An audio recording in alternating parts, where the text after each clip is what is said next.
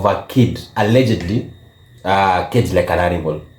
And that's why in this episode, we want to dig deep to understand what violations are those guardians answerable to.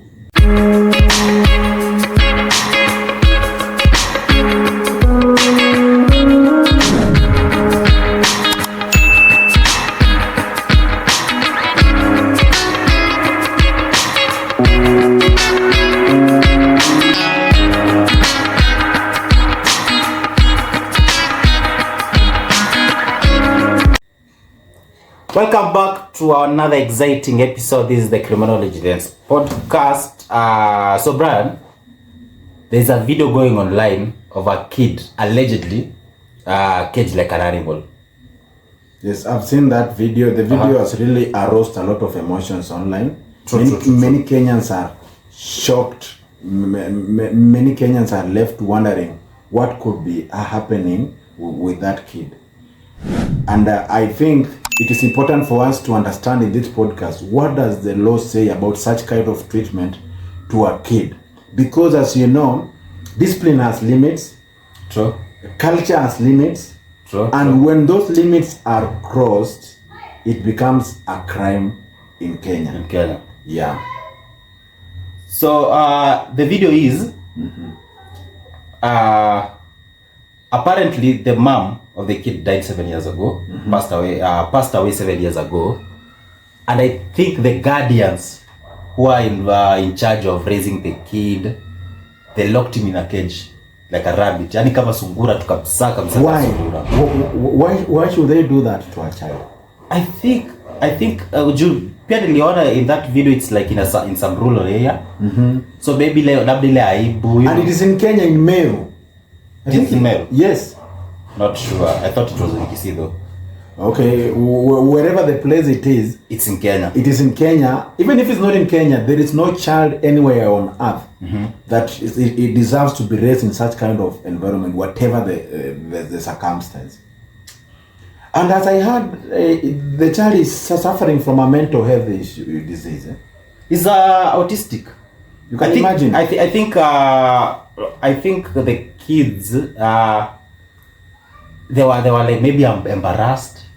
The parents, the guardians, the were guardians embarrassed. Waliona aibu sijui mtoto atakuaje kwa society nini. And I think because of hiyo autism yake, alikuwa na sometimes violent, and cause destruction to property. Maybe. According to that video, allegedly. Hiyo autism ilikuwa in some violent episodes. Na wakaona they should protect him. Number one, they should protect their own dignity, wasikuwe na mtoto akona disability. True. Then number two, huyo mtoto because I heard alikuwa na destroy vitu nini. But that said, autism or any mental disease has a solution in Kenya and anywhere in the world. If your child is suffering from a mental health issue, take him to a mental health institution. They are there, they are protected, and they can be helped to live a dignified life just like anybody else. Not that mtu akiwa na mental health issue ako condemned to live in such kind of situation, because nobody applies for this thing. It doesn't happen, and everything it happens. It is the will of God for anything to happen. So it is against the law for such parents, if that video is true, to keep that child in such conditions, because in a cage. And the cage is designed for animals, like when rabbit. Yeah. Rabbit. Alafu uliona venye tu step out. The next thing aliwo go for the food. Yeah, because just when I grabbed, I think, a mango. Yeah, alikuwa deprived. Alikuwa na in condition where he's not getting enough food. And you can imagine a human being. I think the law did not really envision such kind of treatment to a human being. And that's why in this episode, we want to dig deep to understand what violations are those guardians answerable to in the criminal justice system. As we say, number one, child abuse and cruel treatment. True. Which is under Children's Act of 2022, Section 23 and 24, where the law guarantees every child protection from abuse, neglect, harmful cultural practices, or any kind of harm and any kind of degrading treatment. So that act of caging a child, it qualifies for cruel treatment, neglect, psychological and physical abuse. You can imagine the kind of psychological torture that child is going through in that condition. It's very hard. And now, the law on that charge alone of caging a child against his or her will, the law has an imprisonment of up to 10 years or fine or both. Depending on the severity and depending on the kind of evidence that will be presented before court. Then unlawful confinement is a crime that has been stipulated clearly in the Penal Code section 263, which says that any person who wrongfully restrains or confines another person without lawful justification. And I don't think anybody can be justified under the laws of Kenya to confine anybody against their will. Even if you are a criminal, you're supposed to be taken to court, to the police. Even if you're mentally disturbed, you are supposed to be taken into a mental institution, not confined and caged like an animal. That one is, and for that one, locking a child or unlawful confinement attracts a penalty of up to 1 year imprisonment on that count alone, and that one can exceed depending on the aggravating factors. There will be some conditions that will make that punishment even more worse than that. And you remember, according to this video, allegedly, so far those guardians are answerable to these two counts. The first one, 10 years imprisonment or fine or both. The second one, at least up to 1 year. And if there are other factors, for example, the duration, cage for how long? For 7 years. You can imagine now it is worse. That is 7 years. Then you can imagine.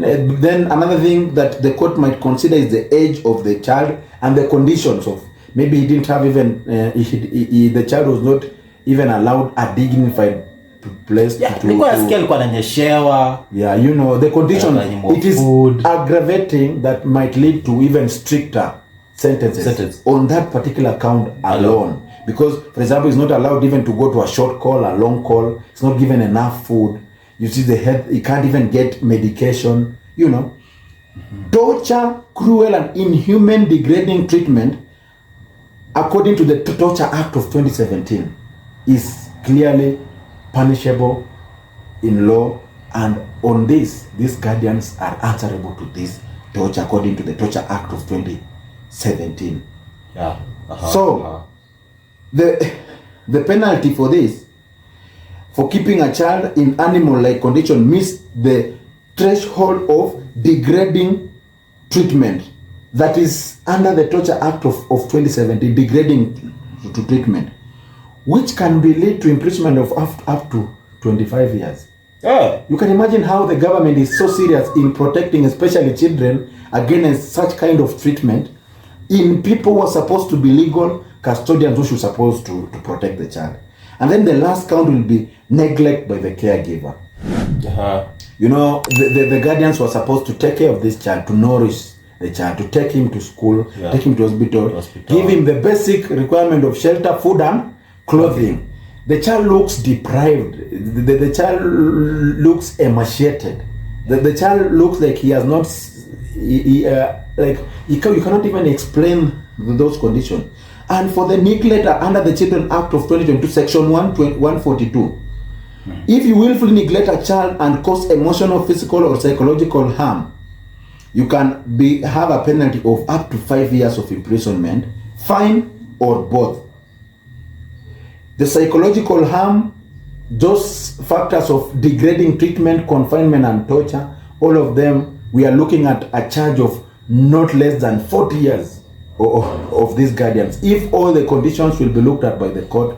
But as I said, any criminal offense, there are so many things that the court looks at. It might give a sentence as a means of to deter other parents who might be one or guardian or any other person who might want to commit such a crime. But what I know, what I can bet on, CPK, Si peke. There are so many children when you bado tu hawajashikwa tu, but sauti zao hazijatufikia, hazijafika social media.